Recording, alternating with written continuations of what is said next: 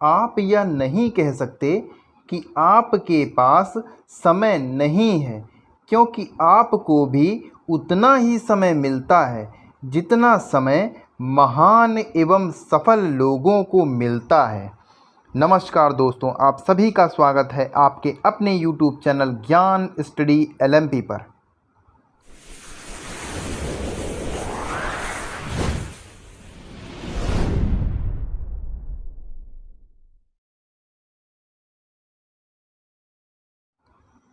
दोस्तों, आज हम लोग यूपी लेखपाल में आने वाले ग्राम विकास एवं ग्राम समाज के कुछ महत्वपूर्ण प्रश्न करने वाले हैं, जो कि आपके एग्ज़ाम के पॉइंट ऑफ व्यू से काफ़ी इम्पोर्टेंट रहने वाले हैं। तो आइए शुरू करते हैं। दोस्तों, अगर अभी तक आपने चैनल को सब्सक्राइब नहीं किया है तो चैनल को सब्सक्राइब कर लें और बेल आइकन को दबाना ना भूलें, जिससे अगली क्लास की जानकारी आपको प्राप्त होती रहे। तो आइए शुरू करते हैं आज की क्लास। हमारा आज का पहला प्रश्न है, निम्नलिखित में से उत्तर प्रदेश का कौन सा क्षेत्र अदरक उत्पादन के लिए प्रसिद्ध है? आपके ऑप्शन हैं ब्रज क्षेत्र, अवध क्षेत्र, बुंदेलखंड क्षेत्र या इनमें से कोई नहीं। दोस्तों, इस प्रश्न का सही जवाब है ऑप्शन सी, बुंदेलखंड। दोस्तों, बुंदेलखंड क्षेत्र की अगर हम बात करें तो यहाँ पे अदरक के अलावा हल्दी, अरहर दाल, कपास, नींबू आदि का प्रमुख मात्रा में उत्पादन होता है। अगला प्रश्न है, मनरेगा के तहत कितने दिनों का रोजगार मुहैया कराया जाता है? ऑप्शन है ए 110 दिनों का, बी 100 दिनों का, सी 50 दिनों का, डी 150 दिनों का। तो दोस्तों, इस प्रश्न का सही उत्तर है मनरेगा के तहत 100 दिनों का रोज़गार मुहैया कराया जाता है, यानी हमारा बी ऑप्शन सही हो जाता है।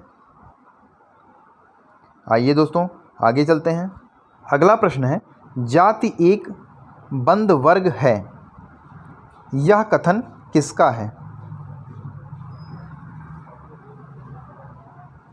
आपके ऑप्शन हैं ए चार्ल्स कूले का, ऑप्शन बी है डॉक्टर GS धुरिया का, सी है MN श्रीनिवास का और ऑप्शन डी है मजूमदार एवं मदान का।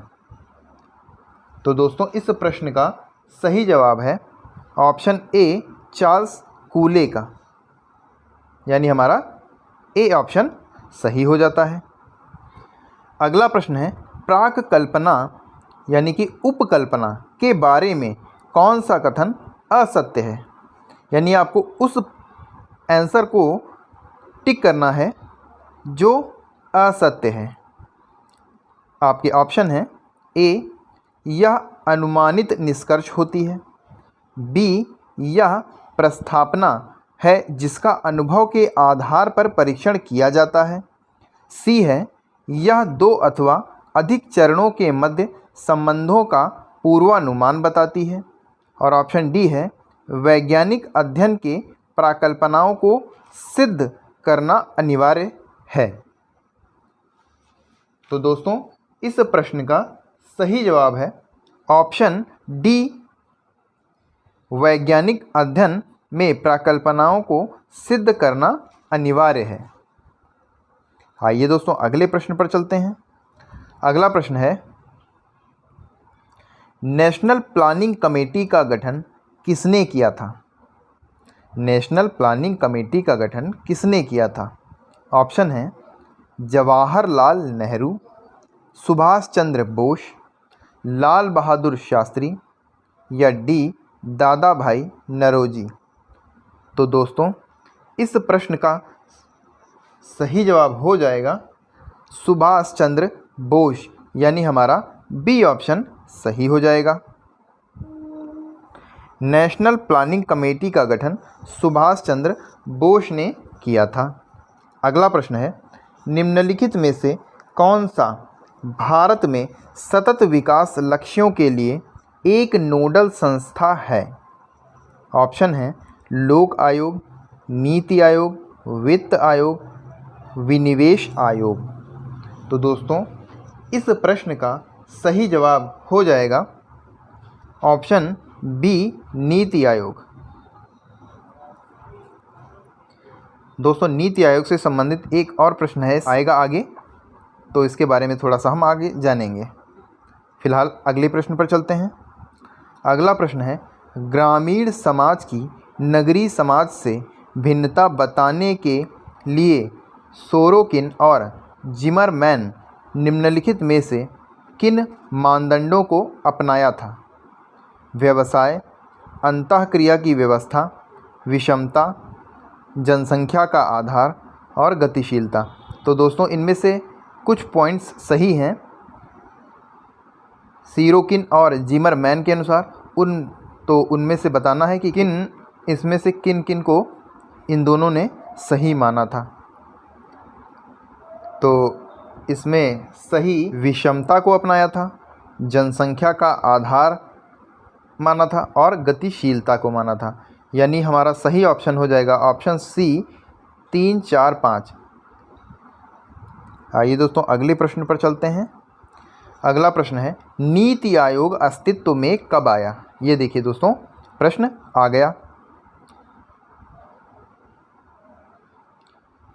ऑप्शन है 1 जनवरी 2014 को, 6 जून 2016 को, 1 जनवरी 2015 को, या डी 1 जून 2017 को।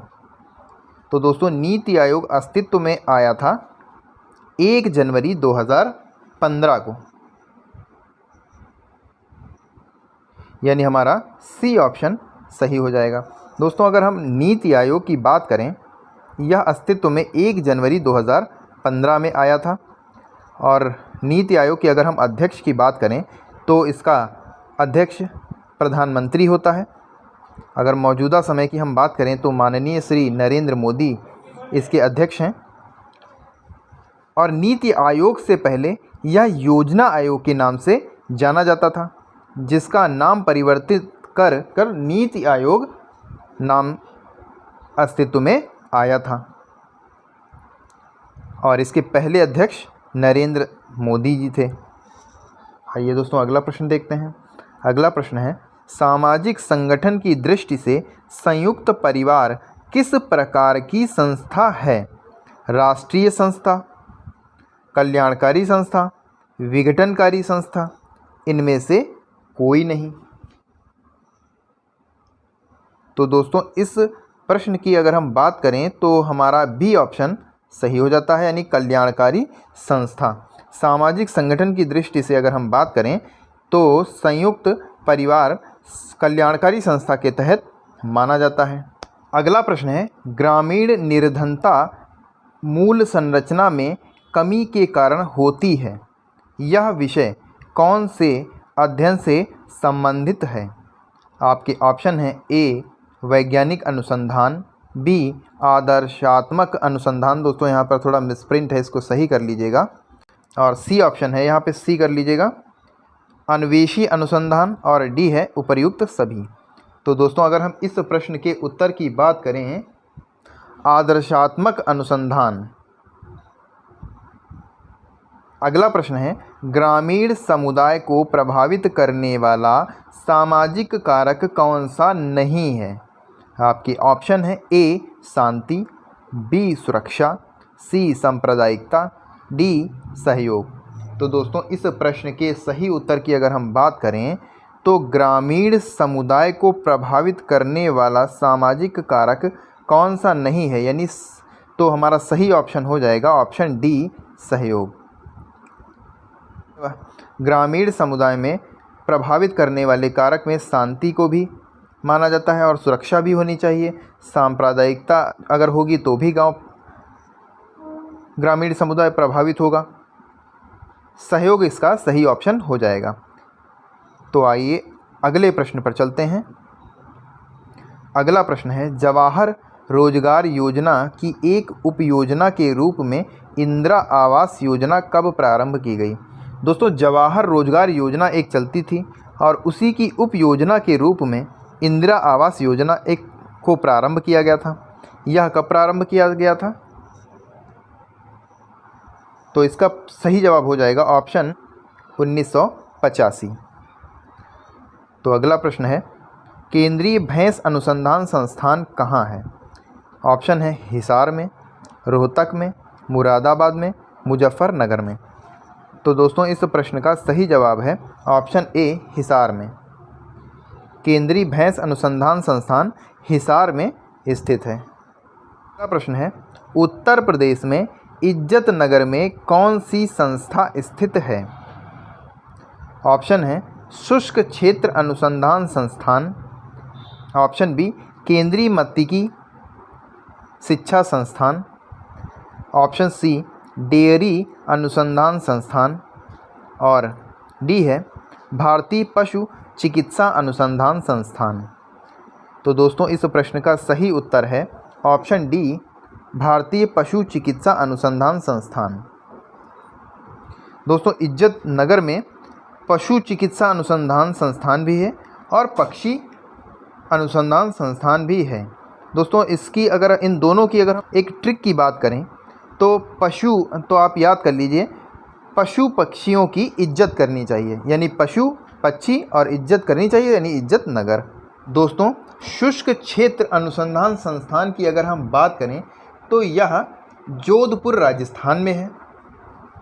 केंद्रीय मत्स्यिकी शिक्षा संस्थान की अगर हम बात करें तो यह मुंबई महाराष्ट्र में है और डेयरी अनुसंधान संस्थान की बात करें तो यह करनाल में है और भारतीय पशु चिकित्सा अनुसंधान इज्जत नगर में है। पशु चिकित्सा अनुसंधान के साथ साथ पक्षी चिकित्सा अनुसंधान वो भी इज्जत नगर में है। तो आइए अगले प्रश्न पर चलते हैं। अगला प्रश्न है, भारत में वर्ण का परिवर्तित रूप है। ऑप्शन है ए आश्रम व्यवस्था, बी वर्ग व्यवस्था, सी जाति प्रथा, डी वंशावली। तो दोस्तों इस प्रश्न के सही उत्तर की हम बात करें तो भारत में वर्ण का परिवर्तित रूप वर्ग व्यवस्था यानी हमारा बी ऑप्शन सही हो जाता है। दोस्तों आज के लिए बस इतना ही। कैसी लगी आज की क्लास कमेंट करके ज़रूर बताएं और अगर आपको क्लास पसंद आई हो तो वीडियो को लाइक करें। मिलते हैं अगली क्लास में, तब तक के लिए नमस्कार। जय हिंद, जय भारत।